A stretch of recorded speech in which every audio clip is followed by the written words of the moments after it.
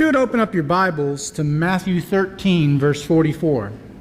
Yes, it's a sermon on one verse. Okay? It's okay though, it's a parable that Jesus tells, and it's a fairly brief parable, but it's also a very pointed parable that we have termed the parable of the hidden treasure. Now, to our modern Western ears, this parable sounds far-fetched. I mean, it sounds like that it would never happen. It sounds like a most unlikely story. But as usual, Jesus was in fact telling of something that frequently happened in Palestine. See, Palestine was a land of wars. And at any moment, a person's backyard could be turned into a battlefield. And the two opposing forces would fight on that person's property. And the side that won, in all likelihood, would go and loot the house on that property. Didn't matter if the owner of the house had nothing to do with the skirmish that took place. They would go and take stuff from the house because that's what they could do. So to hide your valuables in the ground was one of the surest ways of protecting your property. Because if your backyard turned into a battlefield and they came into your house afterwards and they took everything from your house, you still had your valuables because they were buried in the yard somewhere where the armies wouldn't be able to find them, where only you knew where they were. In fact, the rabbis had a proverbial saying that the only safe place for money to be kept was the earth. This, I think, helps us to understand the actions of the one-talent man in the parable of the talents that we'll look at a little bit later on in this series on the parables. But he took that 1 talent of money and he hid it in the ground because that was the safest place for it. In Matthew 13, verse 44, Jesus says, "The kingdom of heaven is like a treasure hidden in a field, which a man found and covered up. Then in his joy he goes and sells all that he has and buys that field."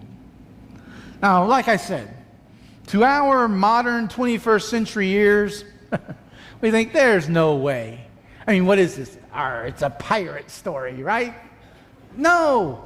This actually was fairly frequent. In fact, folklore is full of just such tales as this.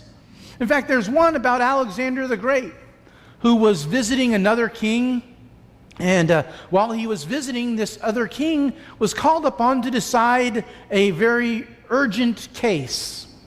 You see, this man had bought a field from another man. Okay, nothing unusual about that, except for the new owner of the field found a treasure in that field. And so the new owner was trying to give it to the former owner because, it must have been his treasure or whatever. And the former owner was saying, "No, I sold the field and all of its contents to you, so therefore it is yours." And they were going back and forth, back and forth, back and forth. And the king thought about it for a little while, and then, he came up with a solution to this situation. He ruled that the treasure would be given as a dowry to the daughter of the one man who was engaged to the son of the other man. And everybody hailed how wise of a decision that was. Except Alexander. Alexander was sort of chuckling to himself. And after everybody had left, the king asked Alexander, "Why were you chuckling?"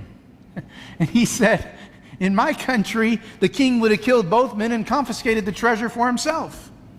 That's just the way it would work and everything." But I tell you this story because I wanted you to know that the parable Jesus told was about a fairly common occurrence. Jesus' parables were rarely ever based on a hypothetical situation. Jesus used real-life examples to make real points about real eternal life. So this evening what I want us to do is look at 2 aspects of this parable. And the first is the legal position, because I think that's something that's of interest to all of us. We want to know if what happened here happened right, or if it was not the proper way for it to happen. Well, First of all, we need to understand the finder was well within his rights. He was well within his rights. I mean, the Talmud said these things belong to the finder. If a man finds scattered fruit or scattered money, these belong to the finder. Basically, what the Talmud said is finders, keepers, losers, weepers. Okay? That's pretty much what it said. Wait a second. What's the Talmud? Okay, the Talmud was ancient rabbinic writings that were the center of Jewish law. So these ancient rabbinic writings that were the center of Jewish law said finders, keepers, losers, weepers. And, quite honestly, all of us at some point have had this same type of attitude, this same sort of attitude, especially with small things. Small things that don't really matter to anybody. I remember when I was learning how to play golf. I'm still learning how to play golf. I'd like to play golf at some point in the near future. That'd be a lot of fun. But anyway, when I was learning how, first starting out, I hit a ball and of course it sliced off into the woods. We went and looked and we couldn't find it. And so I said, okay, so I guess that's what, a two-stroke penalty, one-stroke penalty, or what? And the guy I was playing with said, penalty? What do you mean, penalty? I said, well, in the rules of golf, a lost ball. He said, no. He said, as a beginner, I'm going to tell you a secret. Okay? When somebody is eventually going to find that ball, right? Well, yeah, probably. And he said, okay, when they find that ball, are they going to post a note in the clubhouse that they found a ball on the in the rough on the third fairway or the third hole or whatever so that you can identify it and they'll give it back to you? Probably not. So therefore, your ball is not lost, your ball is stolen. Why would you take a penalty stroke when somebody else is at fault for stealing, even though the theft is in the future? Why would you be penalized for that? And that works for me. So I dropped another one, free drop in the fairway, and it was all great. But you see, when something's small like that, we don't think much about it. And no, I'm not saying that you should return golf balls when you find them on the course and stuff like that. I'm just using it as an example, something small. Maybe somebody leaves something at your house after they visit you or whatever, and it's something small, and and you never even think about it. You put it away. You say, well, I better take it back to them, and you never think about it again, and they never think about it. And especially we have this attitude if the loser is a big entity. Ever been given too much change when you're at a store? How do you respond to that? Woohoo! I got that free money. I remember I received too much change one time at Walmart, and I realized it as I was walking out into the parking lot and putting the change back into my wallet and everything. And so I went back in, and the cashier was like, well, I don't know. I was like, no, you gave me too much change. I'm telling you, you gave me too much. He said, whatever. I was like, are you kidding me? You must have had a 10 in with the ones, and you gave me this much more change, and I don't. She said, hey, it's not my problem. I said, okay, you got to balance your register at the end of your shift, so whatever. So, but the point is, if it's a big company that's taking the hit, we don't care that much because they can afford it. Finders, keepers, losers, weepers. Here's the thing, though. If the Talmud, the center of Jewish law, said this, then why the haste? Why was it so urgent that he hide the treasure again and go out and sell everything that he owned so that he could buy that field? I mean, the man was within his rights. He found it. Well, maybe the reason lies in the fact that maybe the treasure wasn't scattered. And, the letter of the law was important.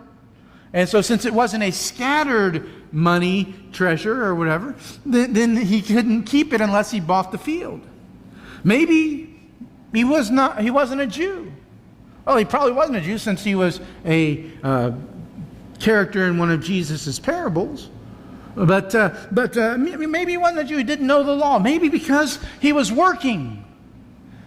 Now, we're not certain that he was working, but we'll talk about this a little bit later, and I think I'll show you that it's very likely that he was, in fact, working when he found this. I really don't know, though, why the haste. But the finder was well within his rights to keep the treasure. The finder, though, was also a very sharp-dealing rascal. Jesus' point here is that if someone will go to all that trouble for a treasure that perishes, if money matters so much to people, if money is such a big deal and people will go to these great lengths to get money, how much more should the kingdom of heaven matter? How much more should our eternal home matter to us? The point is, we need to focus on what really counts. A very wise man once said, if only Christians were as much in earnest about the things of the kingdom as sharp-witted businessmen are about the things of business, what a difference it would make. In other words, if only we put as much effort and enthusiasm into our Christianity as we do into the business that we're engaged in, what a difference it would make. I still remember the end of my junior year of college. I was talking to my advisor. We were talking about my schedule for the next year, my senior year of college. And I had, I think, 12 hours scheduled. And that's enough to be considered a full-time student, but it's a fairly light load. But I didn't need to take a whole lot of more courses because I was on track for graduation. My advisor, though, wanted me to take a couple of graduate level courses. And I looked at him and said, why would I want to do that? He said, well, you know, it'll do good for you. It'll look good when you start applying for jobs. I said, yeah. Next year I'm going to be applying for jobs. I need to be able to go at a moment's notice, not worry about a bunch of hard classes that I'm leaving behind and everything. Besides that, you know, I think I might be getting engaged sometime soon. And I did at the start of my senior year, get engaged. And I said, and so I've got to help plan my wedding and everything, and you know, I don't have time for a master's level course. He said, well, yeah, you do. I said, no, I don't. I'm a senior in college. I'm vice president of my social service club, and we've got a lot to do there and everything. The club is sort of on the downhill. We need to get it on the uphill and everything and all and everything.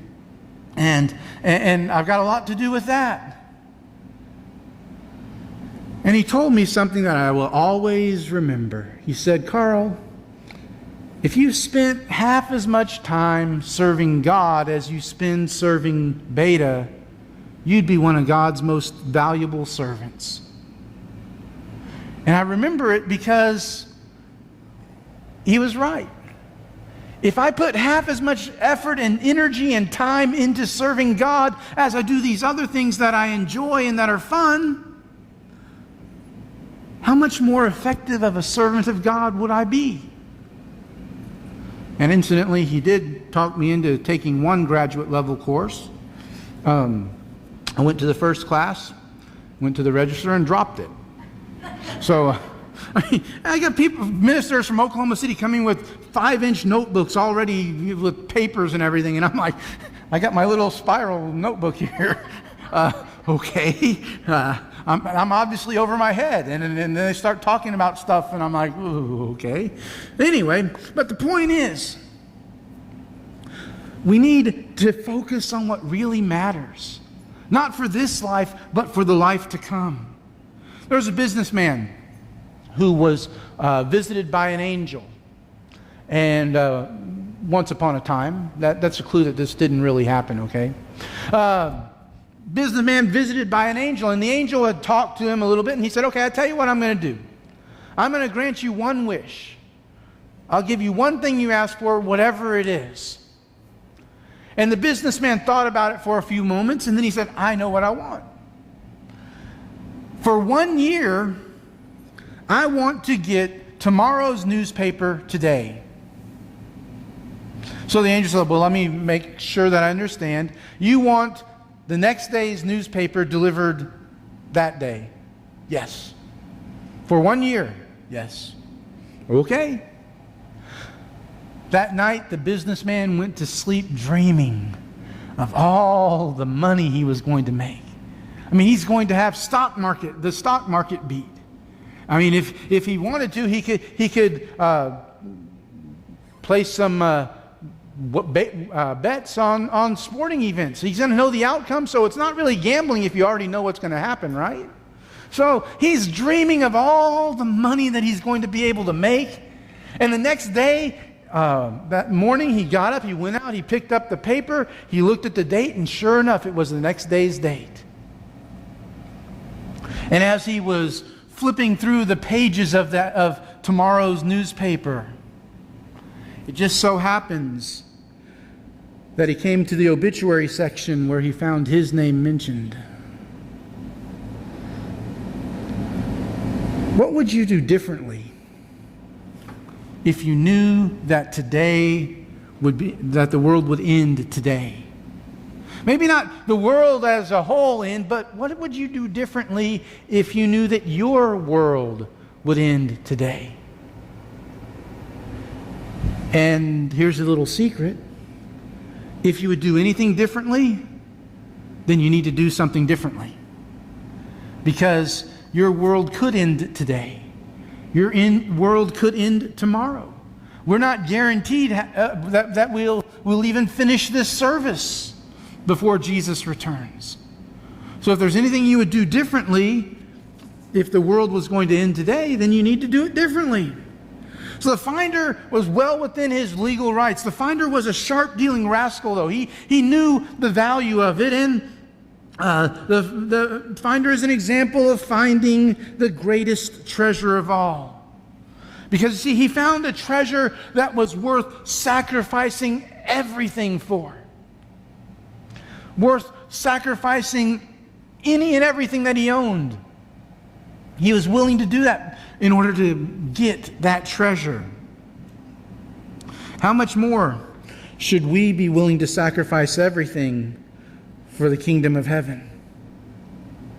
So the legal position is fairly simple. Finder was well within his rights. He was sharp, though.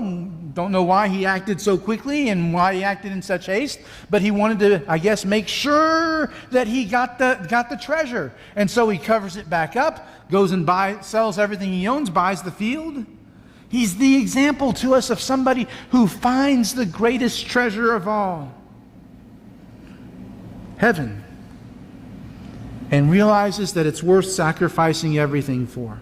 So the legal position is the first thing I want us to notice about this parable. The second thing I want us to notice about it is the accidental discovery.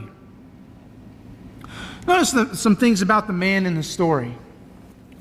First of all, he wasn't actively searching for treasure. He wasn't out on a treasure hunt. He didn't have a map with an X on it, marking the spot. He wasn't searching for treasure. Now, in verses 45 and 46 of Matthew chapter 13, Jesus tells the parable of the pearl of great price that we looked at last Sunday night, and how the man was a collector of pearls.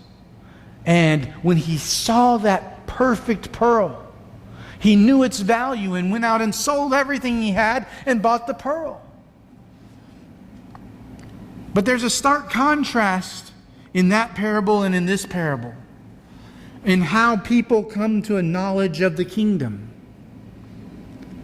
And in fact, we can see that contrast even in members of our own congregation.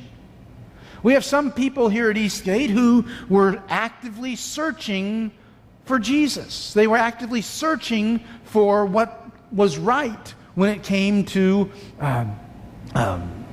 salvation. And they found it. And they obeyed the gospel, and now they're here. We have other people, though, who just sort of stumbled into it. They weren't really looking for anything specific with regards to Jesus or salvation, but they came into contact with somebody maybe in the congregation here, just by accident. And they were introduced to Jesus. And they found that which was missing from their life, quite accidentally.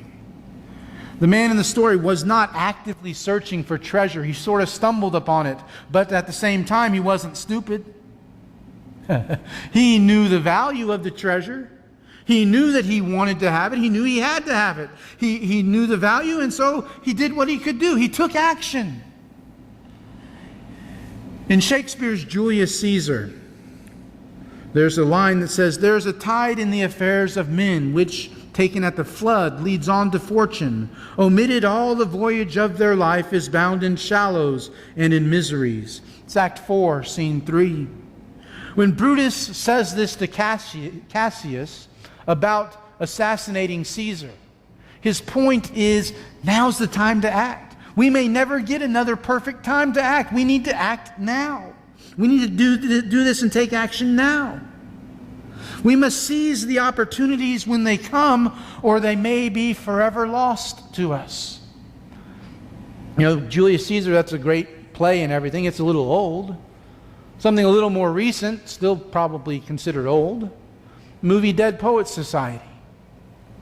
Point of the movie, carpe diem, seize the day. Gather ye rosebuds while ye may. Point is, when we find that which we enjoy in life and that is important to us, grab on with both hands and don't let go. And friends, that's what the kingdom of God ought to be to us. Something that we grab onto with both hands and we never let go. The man in the story was not actively searching for treasure, but at the same time he had some intelligence. And so he knew what he had found when he found it, and he took action. Also, he was just doing his job. And I say, Jesus doesn't say that in the parable. How do we know he was just doing his job? Well, we don't really know, but I do believe that it is implied by the text. You see, if he was not working, he would not be digging in a field that doesn't belong to him. Have you thought about that? I mean, why would he be digging in a field that doesn't belong to him unless he was employed by somebody to dig in that field? And so he was content to do what his lot in life was. He was digging in a field. But as he dug, his spade hit something that changes his life forever. You see, it is not in longing for some other task than our own, but in doing our own faithfully and well that we find happiness in God. And I said, well, that's all well and good, Carl. But does anything like that ever really happen in real life? I mean, not the whole finding buried treasure and stuff like that. I mean, the purpose here, the point of his parable about people sort of accidentally coming to a knowledge of the gospel and obeying the gospel. Well, yeah,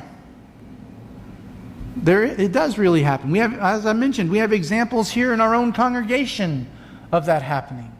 But you know, there's also examples in the Bible about that. Let's look at some other accidental encounters people had with Jesus. One would be Simon of Cyrene. It was the ambition of every Jew once in a lifetime to attend the Passover in Jerusalem. Jews who lived abroad would scrape and save and pinch for half a lifetime so that they could make this happen. Doubtless that's what Simon had done. But quite unexpectedly, Matthew chapter 27, verse 32 tells us, as they were going out, they met a man from Cyrene named Simon, and they forced him to carry the cross.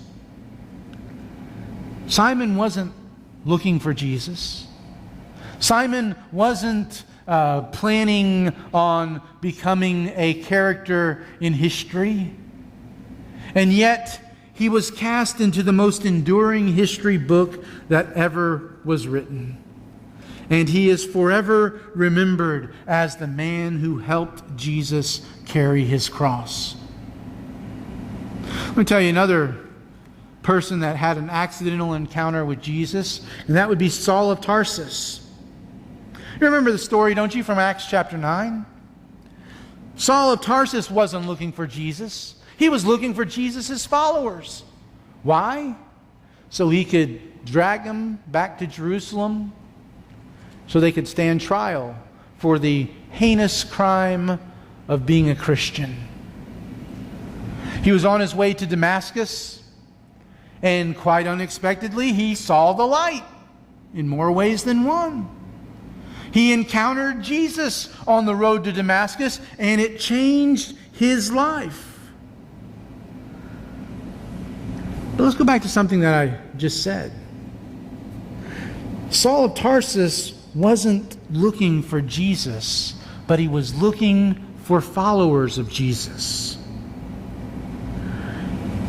And in looking for followers of Jesus, he found Jesus. That's why it's so very important that we pay attention to how we act. People can find Jesus if they look through us. So Jesus tells a short parable about the kingdom.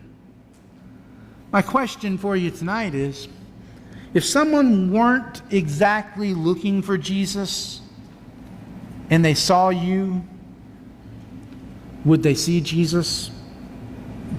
That needs to be our goal. That needs to be the goal that we have for the way that we live our life outside the walls of this building, is to point people to Jesus. So how are you doing? Do you adequately and accurately display your faith? Or is your faith something that you have taken out into your backyard somewhere and buried it? And you pick it up, you unbury it every Sunday, and you come to church, and then you go back home and you bury it again, and you really hope that nobody ever discovers it. I hope it's the first one. I hope you adequately and accurately display your faith. I hope you put it on display for everyone to see, because that's the way that Jesus wants you to be. If you're not, what are you waiting for? What could you be waiting for? Why are you waiting? If Jesus isn't your Lord, He wants to be your Lord. What's it going to take for you to make Him your Lord? I think, looking at the audience, most everybody here has been immersed for the forgiveness of sins. But that's not the end of the road. That's the beginning. What about since that time? Have you buried your faith, hoping no one ever sees it? Or is your faith on display for everyone to see? If it's not on display for everyone to see, make some changes so that it is. And if we can help you tonight through a public response, why don't you come to the front now as we stand and sing?